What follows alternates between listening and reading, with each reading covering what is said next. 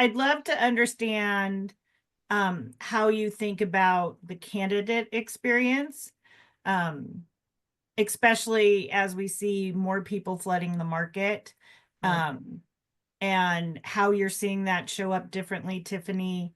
Um, what that looks like for you moving forward and all of us moving forward as, you know, maybe 100 candidates becomes 1,000 Right. candidates.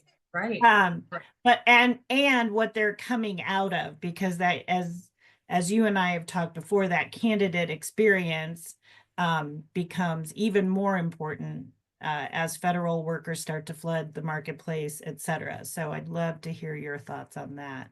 Yeah, absolutely. And, shameless plug for Anita here. She and I have had in-depth conversations about, her area of expertise in psychological safety and trauma-informed hiring and practices, and then looking at the other side and how to support an individual, knowing what their, you know, key contributors to some of their chaos internally and externally, how that presents, how that shows up. And I can't tell you how many times I've had this conversation with recruiting teams and even hiring managers that are just blithely unaware of the human centric processes that you have as a support to the recruiting function.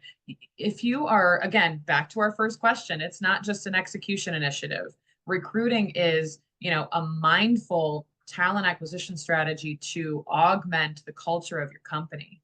And if you're not clear on what that phrase just meant, or if you're like, that sounds like a word salad that Tiffany just spit out, there's the problem. Therein lies the problem. So we're forgetting that there are humans in this process and they're not just number of applicants and time to fill and this many interviews equals this many selected hires and things like that. So that's why numbers and I have a very complex relationship. But the way that I've seen it change over the years is that you've got recruiters who are also humans in their own right that are flooded, overwhelmed, I dare say burnt out, with the amount of work that's being plopped on their plate. And then they are kind of taking the brunt of the blowback.